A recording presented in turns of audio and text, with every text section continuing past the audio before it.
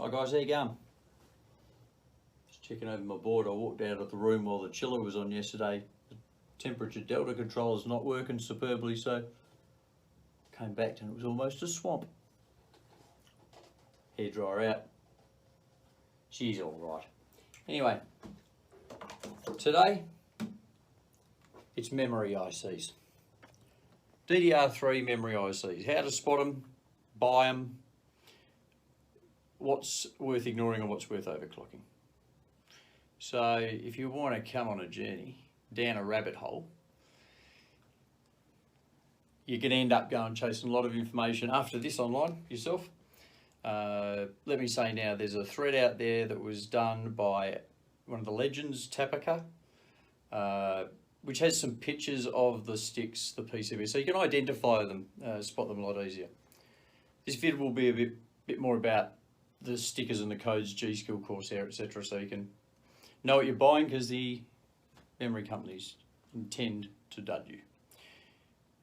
Not exactly the most honest about what they're selling you at the best of times. So it's a minefield with a rabbit hole. Probably better off going down the rabbit hole than stepping on the mines. So either get informed or don't do this shit. Your call. Extreme overclocking your way. I'm Dinkum if you're Dinkum. Let's go. Alright, so let's break down memory for you. What is an IC? An IC is the little black things you see. Let's dumb it down. The little black things you see on the green thing. Green thing's your PCB, printed circuit board, like a motherboard has. Yeah.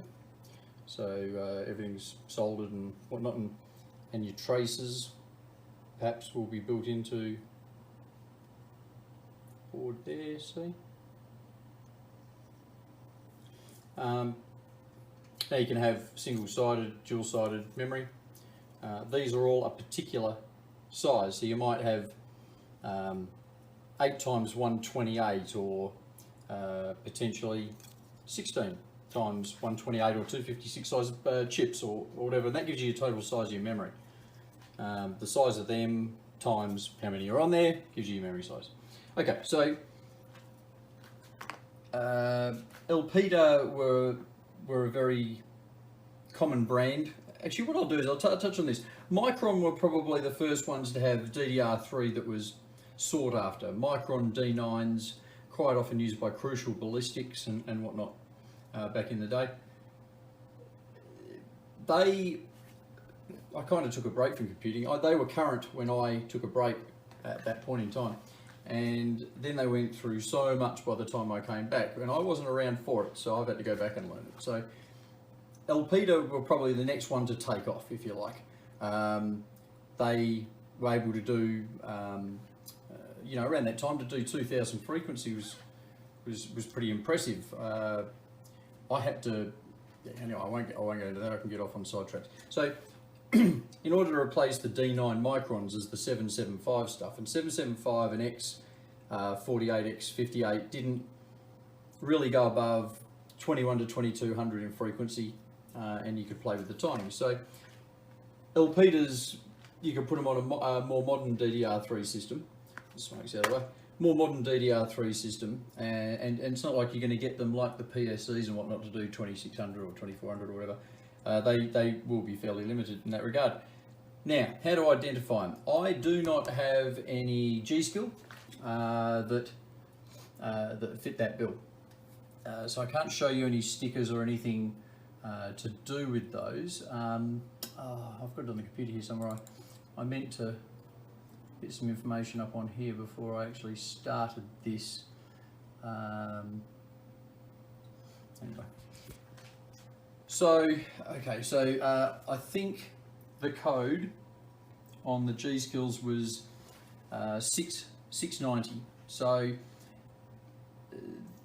there'll be an area, and we'll get there on a G-Skill kit shortly, but there's a part where if it's a 600 number, it's going to be Elpida, or if it's a 400 number, it's going to be Samsung, I think it is, and whatnot. But yeah, we'll cover that shortly. So on Corsair, the way to find your LP to hypers is to get something like a, you know, it obviously looks like a better binned kit. It's 2000 at C8, for example. C7 kit's what you're really probably chasing in these. But what you're looking for is the version number. Notice the version number on these. That's how you do everything with Corsair. Version number 2 means it's LPTA, 2.1 means it's LPTA hypers. I don't know if they ever brought out a 2.1 that wasn't, but I've never seen one. So let me just put that disclaimer in there. This was from a 2x2 kit, that was from a 3x2 kit. So just keep that in mind if you're mixing them up. Alright, so LPTA hypers, you know, you can get your 2000 frequency at CAS 6 and whatnot. But when you're looking to go and buy them online, I haven't overclocked them a hell of a lot, LPTA's hypers, so I'm not going to sit there and pretend to be a guru about it. But so when you're looking for these, you're looking for 2.1 there. Let me find any G skill. Hold on one sec. Okay, so what do we got here? Yep. So if you have a look at these, see where it says the first two numbers. I should get back to this later anyway. This is a high bin kit, as you can see, a 2200 C7 kit. The first two numbers are the year, so 2011, and the 03 is the third week, so it'll be up to 52 on that. Third week of 2011 it was made.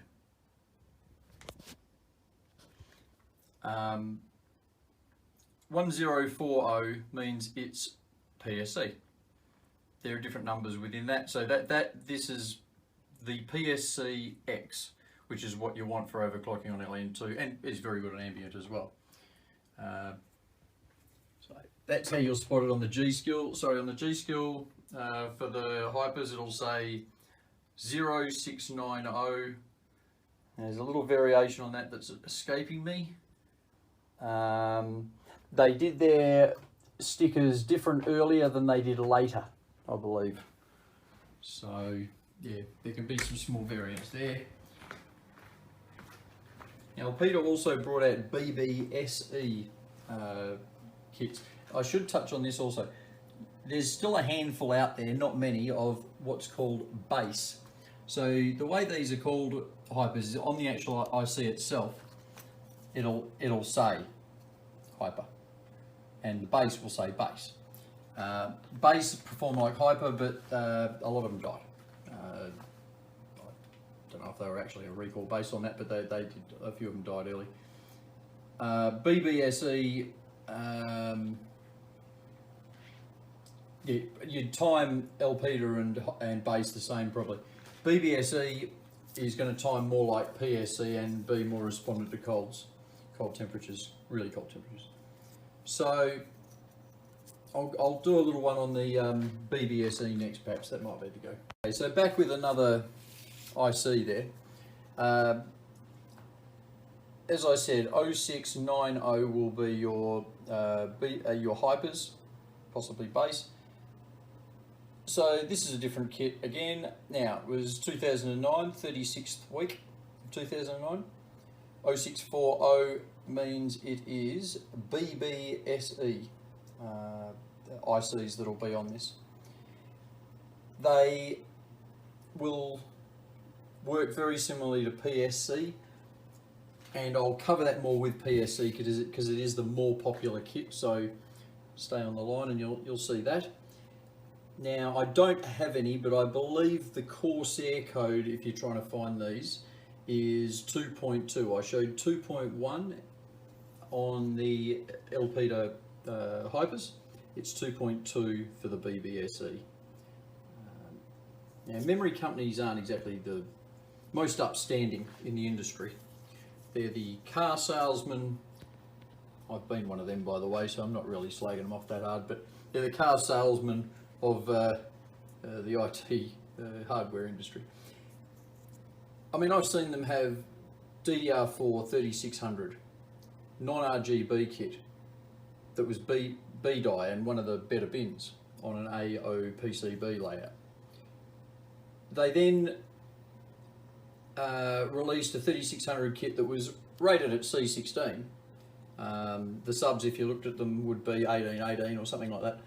But C16, and then they put RGB on it and just continued to sell as though they, people wouldn't pick up on it, and most people didn't, of course. They don't try to show you what's on them. But when you're paying the bigger money for B-die, for example, in DDR4, it's your 1639 that you'll be paying for, as opposed to 161818 or 1636, I should say. So some people must be very puzzled as to why these RAM prices are different. Anyway, I diversify in what I'm saying there too much. So BBSE, you know the code, you know the Corsair one. Okay, move on to the next one. I'll just quickly touch on HyperX, who are obviously a bigger name in the memory industry. With these, the fourth letter in E, LPDA, tells you what sort of ICs are on their chips, on their from their sticker, tells you what's there. It doesn't always help you though. LPDA can be BDSE, BGE, you can be BBSE, hypers, base. The E don't mean shit, really. With these, you would have to take the heat spreaders off and have a look at the ICs that are on there. Unless someone wants to educate me with a program out there that can read ICs like Typhoon Burner does for DDR4, which would be marvellous. You can get a bit of information off your ADA64, there's some stuff in there. But problematic sometimes, because like these are easy to get off, these heat spreaders, so are these. They're just the thermal pad and stuck down and whatnot. Corsair, in all their infinite wisdom, decided to use an adhesive glue. So it's a long time with a hairdryer and credit card in between. Bendy, hope I don't bust any solders or traces or anything. However, that slacker Joe Stapongzi, he's got a way of doing it.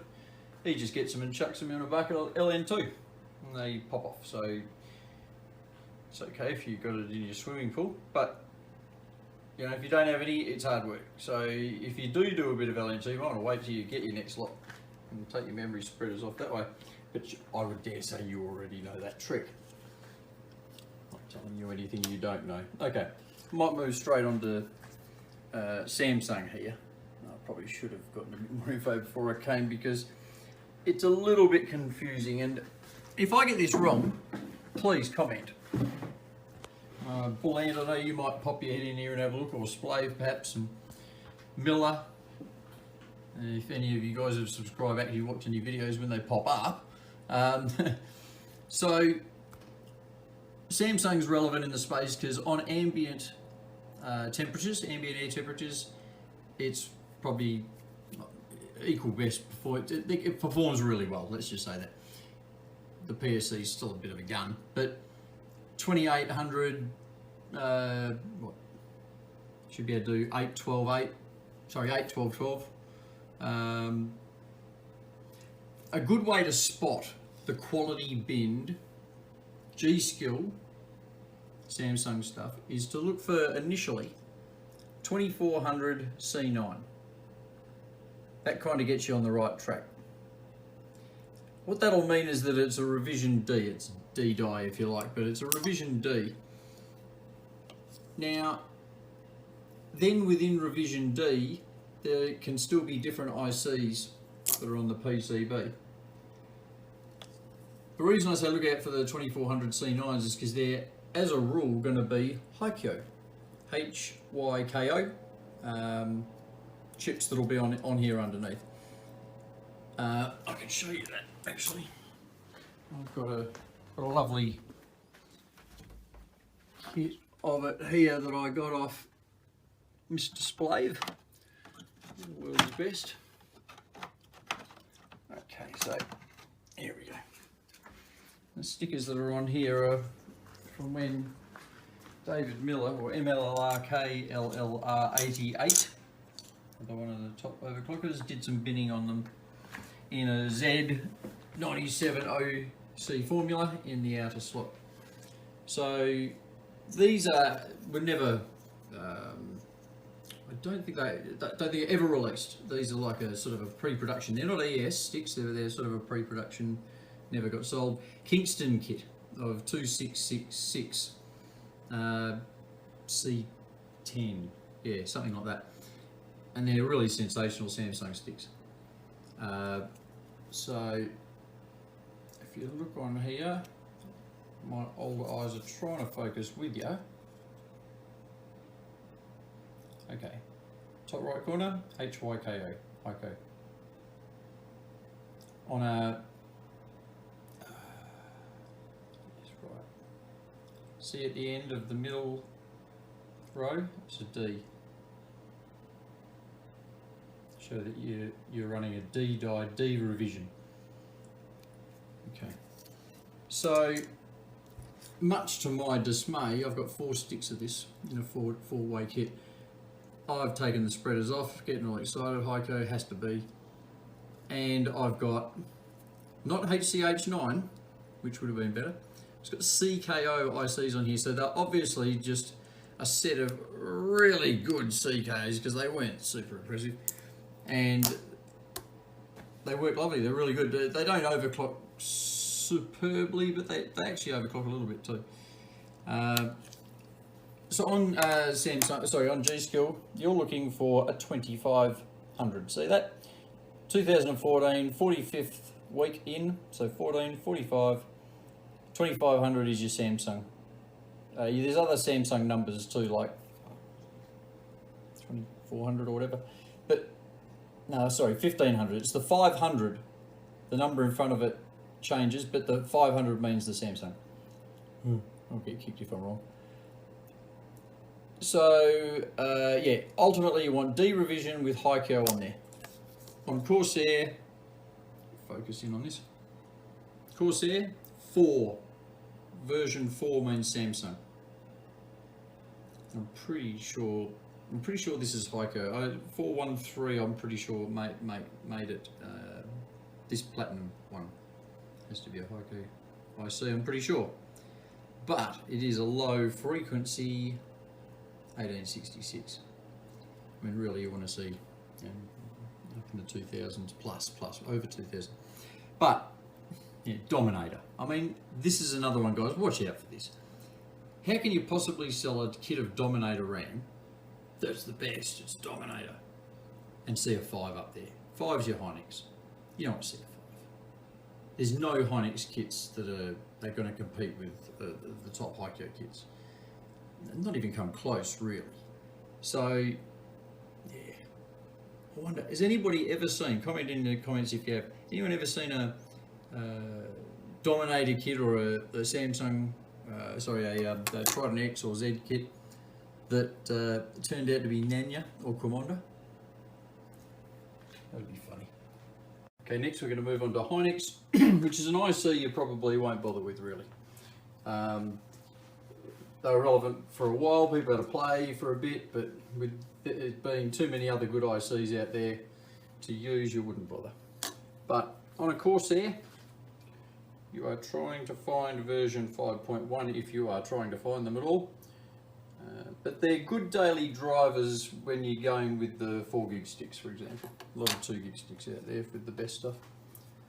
Now, Hynix were generally the ones who brought out XMP rated frequencies of, say,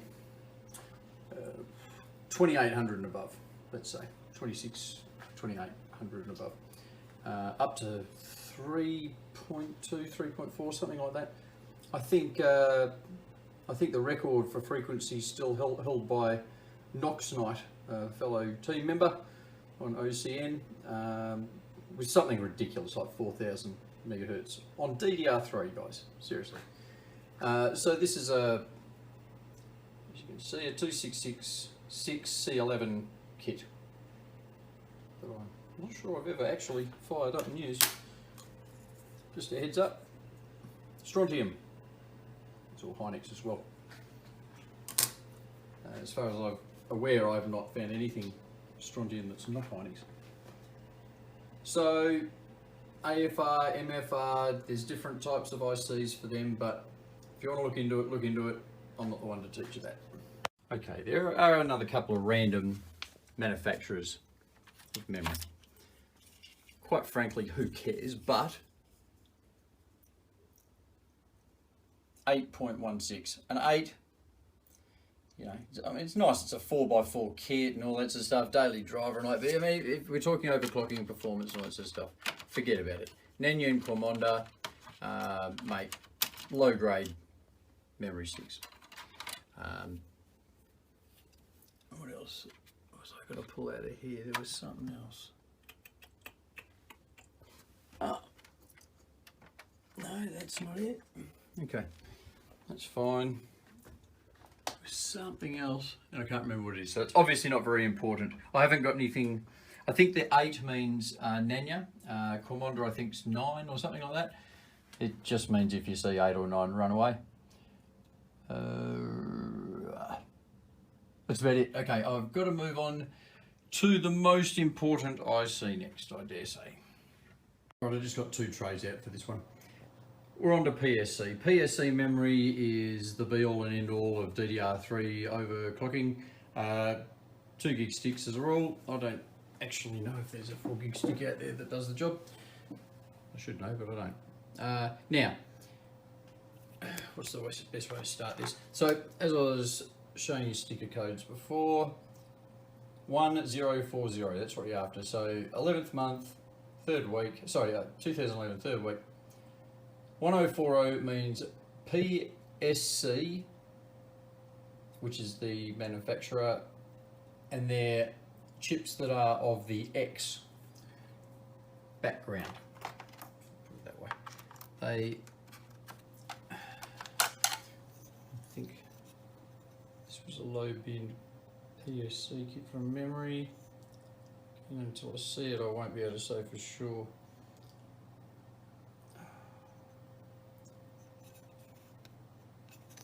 Yeah, what you'll... Wow, my eyes, I seriously need new glasses as well. Can't even see what I'm showing you. It's upside down, isn't it? Bloody is too.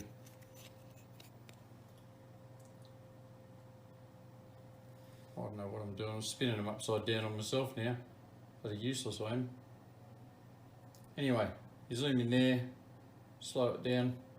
You'll see an X somewhere. Alright, so these are examples of PSC. Now, where is it? The first one, that's the BBSE, okay, that's the 2200. Okay, I've got a kit of, I think I've lent them to someone. Like there's a 16, DDR3 1600 frequency PSC kit I was going to start off with, which is C7. So it's pulled back on the timing's obviously substantially straight away. Now, I've got a lot of 2200 kits.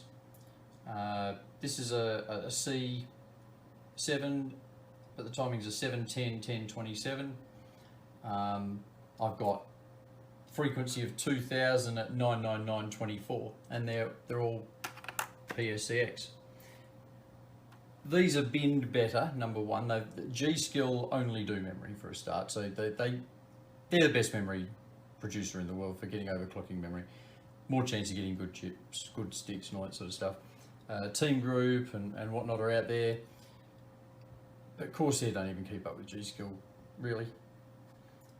Now, the other thing to take into account is we've spoken before about PCB. Now I've got, so I've got that kit there, which tests really well.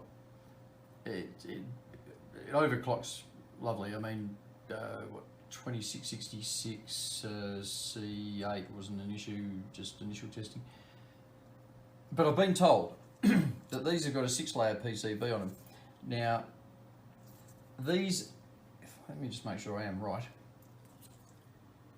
Yeah, okay. So, as opposed to what I will find on liquid nitrogen is probably my best kit, is potentially this one. This is 696, CAS6, so 696, kit of 2000. Yeah, okay. I thought it was a different kit, but okay, 2000. Now, what we're looking for, let me find it myself first, eh?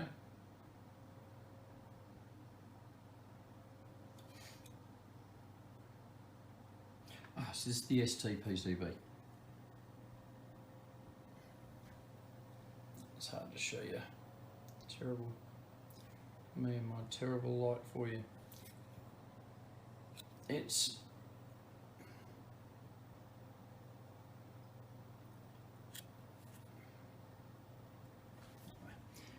take my word for it. It's an ST-PCB.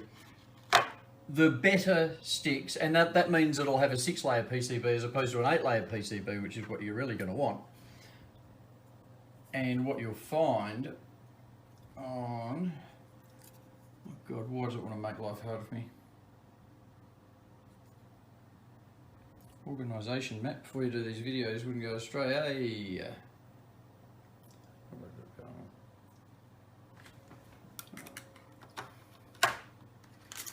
This one sort me out, surely. Okay, I know this will. Why do I know this will? This is one of 2 sticks I have prepared. There's the other one over there. In my hand I have one of the rarest sticks of memory in the world. This is made by Avexia. It's a unicorn. So Avexia made 10 or 12 kits or so for Splave to take the world record back at one point, going back a few years. And they made him these kits, and this is one of the lesser ones, to be fair. But as you can see there, it's been binned on air at 2600 at C8 at 1.91 volts. It's you know, the quality of build, PCB, all that sort of stuff. It's just outstanding. You can often spot the PSC because they've always got these white squares around the G-Skill and the Avexia PCBs. But what you're looking for is KO. KO8155 is the PCB of choice for when you have DDR3. Or KO8115 gloss, the black gloss, see? It's got the A on the end. Now this is A data memory. It's actually a 16 by 2 gig kit that I've got half of. What it would have been used for back in that day, I'm kind of puzzled, apart from something very high-end workstation. 16 times 2 gig, there you go. But yeah, you can see the quality of the build of the PCB, but that means that generally you've got a better chance of overclocking. And then you've got KO, it's another number, it escapes me, 8, and they're okay as well. There's another 8 number for KO. Then there's the ST PCB, which is what these are. And they overclock really, really well. But you want the 8-layer PCB for when you go to LN2. So 2200 C7, 2000 C6 kits. They're going to be your better versions of these. Pi kits, what to look out for often, but not always. It's a 1600 kit of C8 PSC. See? Okay, so these ST PCB, but a black ST PCB, which is unusual, I think. I'm not sure if it's even an ST, but I've got them in a triple configuration there, but they're never gonna do your what these kits down here will do. Okay. Just about covered a lot of that. I'll do another vid if there's a whole bunch of questions that pop up or many corrections I need to make to the dribble that I've given you. PSC on Corsair, that's what I'm touch on. In the GT kits, I say that because I'm just, you like to say the right thing exactly. But in your Corsair GT kits, you're going to be looking for 7.1A. Now I think 7.1 itself's okay. I think the A is something to do with the amount of DIMMs in the kit for Corsair, I think. But yeah, that's how you're going to spot those when you're searching for them. I don't believe many people have had a lot of luck with the Corsair PSC compared to the G-Skill. I think there's a bin better than that is more popular though, like a C7 kit of 2200 or 2000 or something. So I'm going to think of what I've got to say next. By the way, most of this testing I'm talking about is done on a Z97. You need one of the best overclocking boards for memory if you're going to push overclocking memory. I'll be back. Okay guys, so what you've just been watching is some IC memory not overclocking, you know, descriptive videos that I did about DDR3 over a little period of time. I did most of them in the space of a couple of days. I was whacked out tired when I did it, but I've just sort of compiled them together, and I think they make sense in the order they're in, and I hope you enjoyed what I had to say. I haven't seen much of a definitive guide or whatever for on YouTube anyway for this, so where I sort of started out, just so you know, is this page here, which I found helpful because it had a lot of pictures of the ICs for me to go through, and when you're looking for stuff online, you know, that can make it a bit easier and whatnot. And this is TaPaKaH that I mentioned before. I don't even know if I pronounced that name right, to be honest with you. On the always wonderful Extreme Systems page. Their new Facebook page has become quite popular very quickly as well. Now, I suggest you have a bit of a read through this. I wouldn't say this is 100%, you know, all the way to the end of DDR3's life, you know what I mean? But it's a pretty damn good guide to start with. You know, there's not much there there's not much that's missing from it, you know. So I just thought I'd show that there. I'll grab this, and when I finish this video, I'll paste that in the description as well, so that it's easier to find. Yep. So that's about it for me. I hope this serves some people getting into, because I'm not a remove and replace kind of guy. I like to see things live on, and I delve into, I run an e-waste business, sole trade of e-waste business, and with the goal to be not to lose a lot of the older hardware as it goes on, that people just sort of look at it over time and go, oh no, that's old rubbish, throw it out, you know. Some of them are still a lot of fun, as we know, if we're watching this video perhaps. So anyway, that's enough blather from me. I'm going signing out. Like, subscribe, all that stuff. Catch ya.